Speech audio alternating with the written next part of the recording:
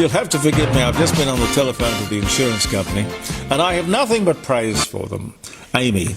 And I love Amy because I helped launch them. It's a huge company now, but when it started here in Adelaide, oh, golly, I don't know, 35, 40 years ago, I can't remember. Little office in King William Street. Anyway, that'd been my insurance company ever since I launched them in the media, and I had to ring them today. I hate ringing insurance companies because I don't like to be a claimant, if you understand. But anyway, we've had bad weather here in South Australia. Let's be kind and say it's the last damaging throes of winter, but I had a ceiling collapse. Anyway, thank you, Amy. You are very good. You are all the things that I said you were all those years ago, and I've been with you ever since. And you're not a sponsor, you're my insurance company, but I'm proud of you. Thank you. Pete's here. Gary's here. Hi there. Welcome to the garage and the court of public opinion. I'm Jeremy Cordeaux. Where do we start? Oh, maybe the RBA meeting. Well, they had a meeting yesterday, and this afternoon at about 2:30 Eastern, we'll know officially what's happening. An informed guess says that, well, nothing will change. But if you look at the 10-year bond rate, it's pretty high, so one can assume that the interest rates will stay about where they are for quite a while. Interesting that the home loan application rate, people who want a home loan, it's down 20%. Now that must have something to do with the budget. Lies and backflips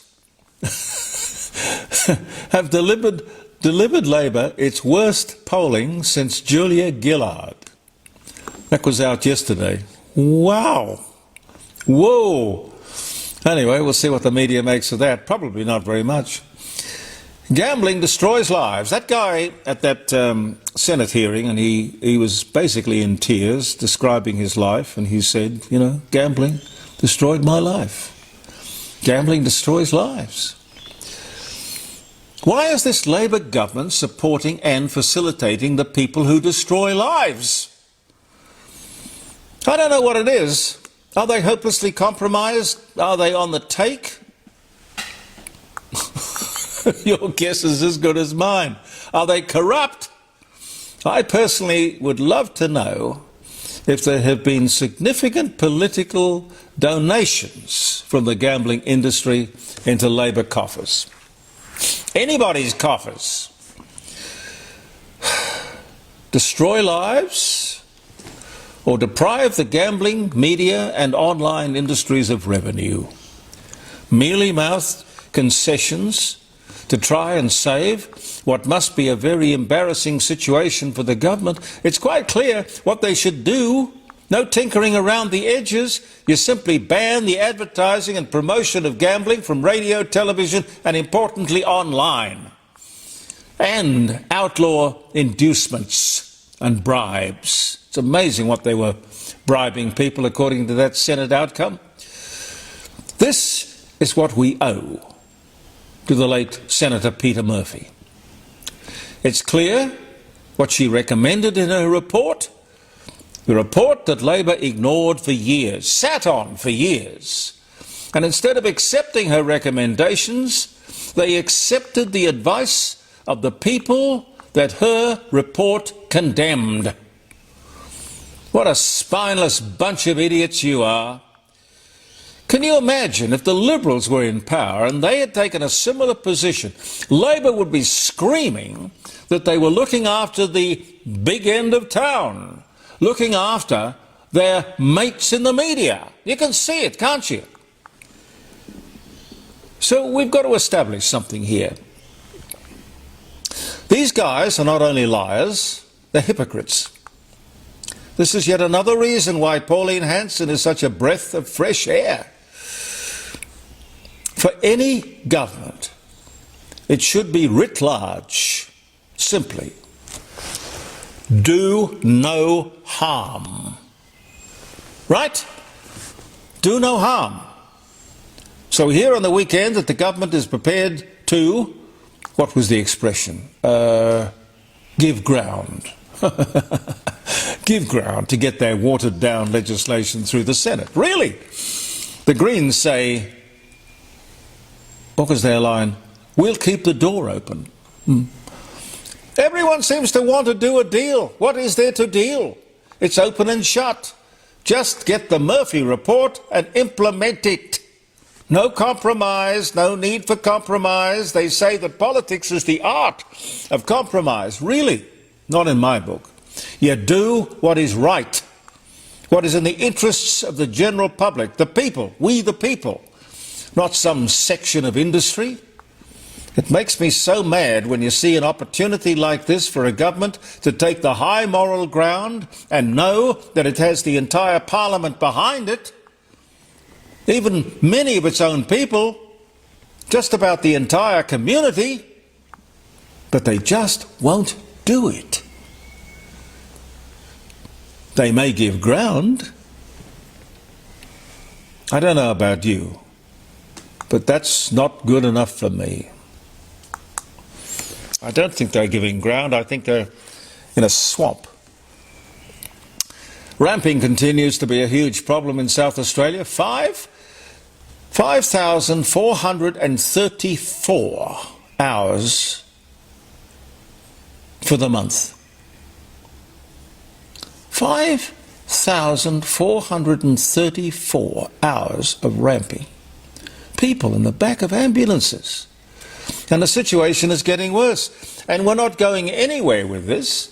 And for some strange reason, the state government is not being held to its promise to stop ramping. It doesn't even seem to make the news anymore. We are simply accepting the fact that that's what happens when one goes to hospital in the back of an ambulance.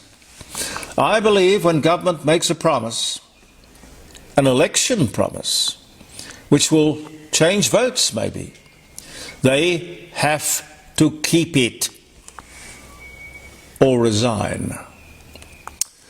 $135 billion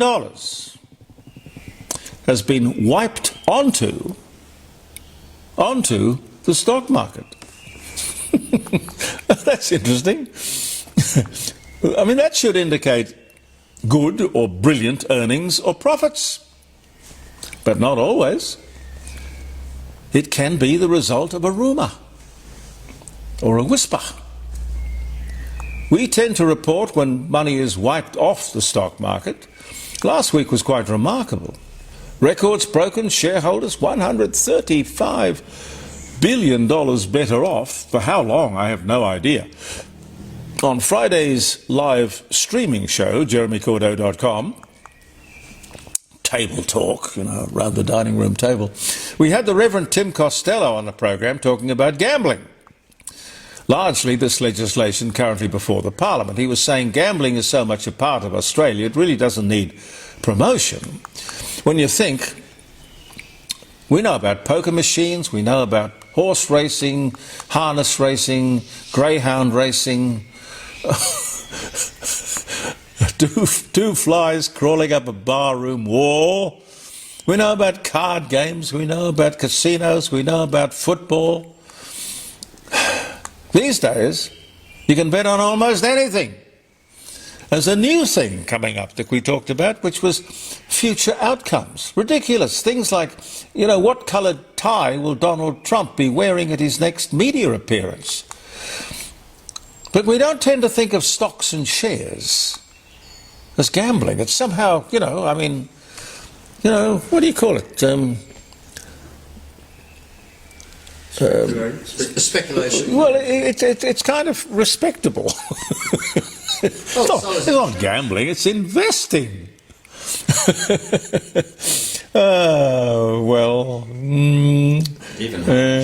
Not so much. And then Professor Plimer joined us. He knows everything about, I'm convinced, everything, but particularly mining. And he talked about the gambling that goes on in that industry. You digs your hole or your shaft and you takes your chances. No certainties. You may hit pay dirt. Whoa! Sometimes they do. And in this wonderful lucky country, a lot do. And then again, you may not. The biggest gambler in the world, of course, is the insurance industry, which is what you were saying. Yes, indeed. The insurance industry. They're gambling that nothing will happen. We are gambling that it will. It's a gamble. Then we got to thinking about television and radio. Huge gamblers. The film industry.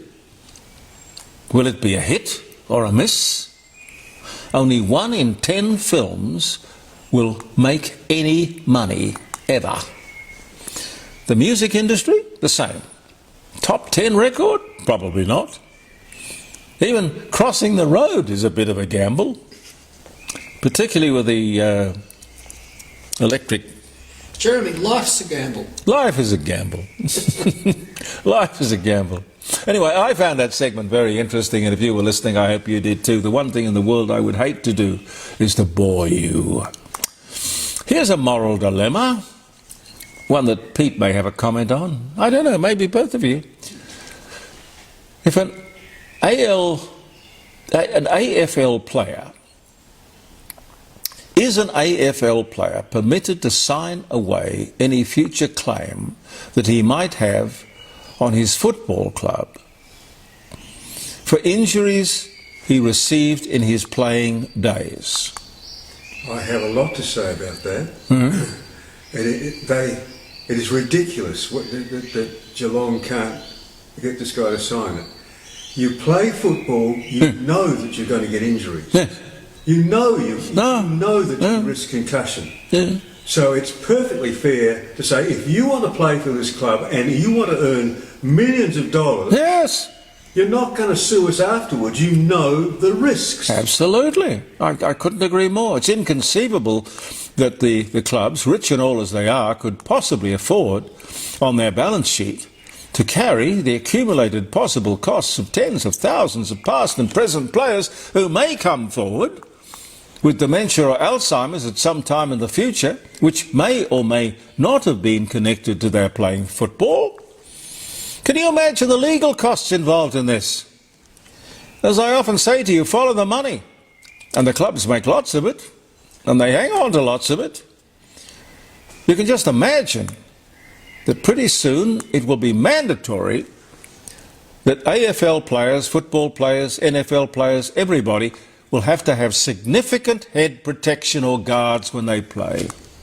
Took the words right out of my mouth, Jeremy. Well, it's true. I had my hand up. It's true. They do it with gridiron. You are absolutely correct. Yeah, but it's not quite so sexy. I think they'd look stupid. But anyway, there you go. But even that head protection might not protect the industry from what is an uncontainable, unimaginable future expense and, of course, a fantastic lawyer's picnic. I personally believe that a player has every right, as Pete just said, to sign a legal document quarantining or waiving his or her club from any future health consequences. What's the argument? What are you saying? Football players are stupid, dumb? They have a right. You know, they can be... You're trying to protect them from themselves or something. A football player can say, no, I take responsibility. It's my risk. It's my decision to go on playing football for as long as I can, and I will not, regardless, be suing my club at some future time for my injuries. Now, I think that's perfectly reasonable, but apparently it is not. Now, I remember at 5DN, Paul Lingson was very nervous about some of the programs I did, and he came down, we went up to his office, and I think we had a bourbon and scotch, or it was something or other. He said, listen, I want you to quarantine the radio station from any lawsuit that you may incur from your program. And I said, yes, of course. That's no problem. Because, not that I don't think I was doing anything particularly controversial, but this was about the time Alan Jones was at 2GB, and 2GB were paying this guy, Alan, bless his heart, $4 million a year. It was costing them $8 million in lawsuits. But unfortunately, they did not have an agreement with Alan that quarantined the station from any legal action. Now, I think it's perfectly reasonable for a company to come forward and say, you know, you can do your thing, that's fine, but we're not going to pay the bill at the end of the day. Perfectly reasonable.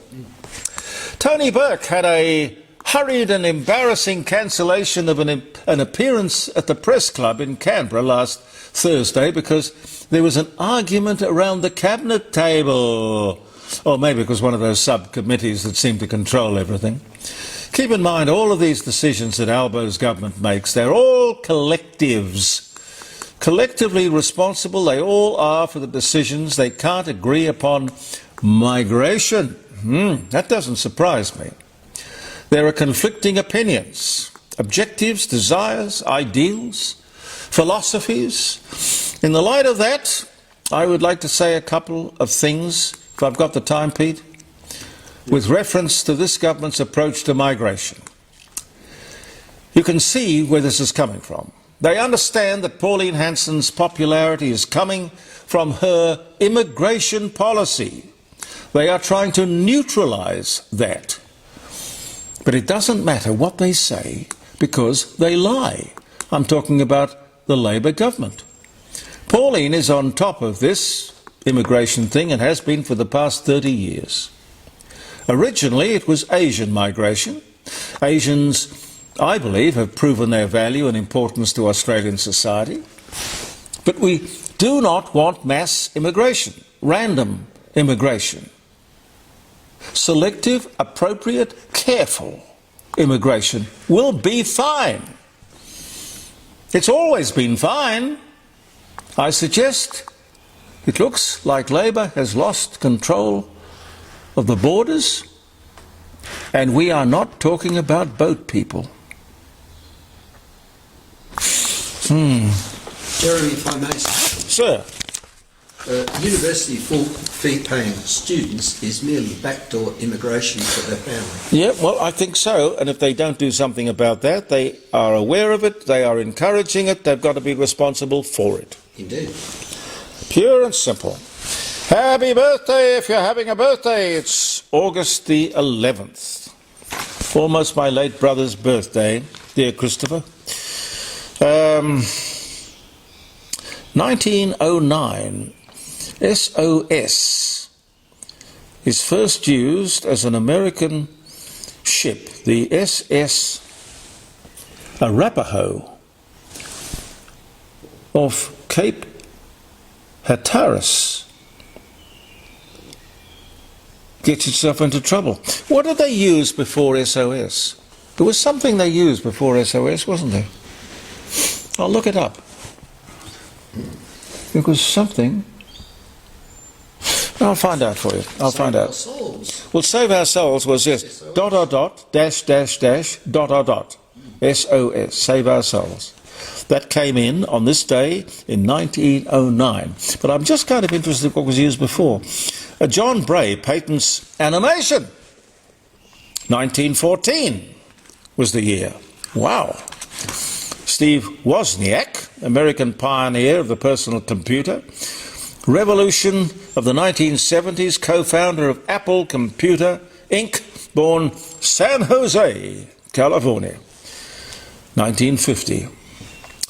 Enid Blyton, English children's writer, fifth most popular author in the world. Famous Five, Secret Seven, The Adventurer.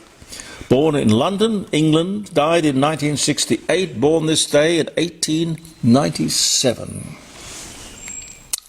Robin Williams, oh dear. American actor, comedian, Mork and Mindy, Dead Poets Society, Good Will Hunting. He commits suicide at the age of 63. The year was 2014. It's amazing the number of comedians who were manic depressives. Yeah. That's sad. Very sad. To put two lines So in that. why would they go out there and want to make the world laugh and be so sad inside? I don't understand any of that. Germany expels English salespeople. Fair enough. There's got to be a story behind that. It was 1597.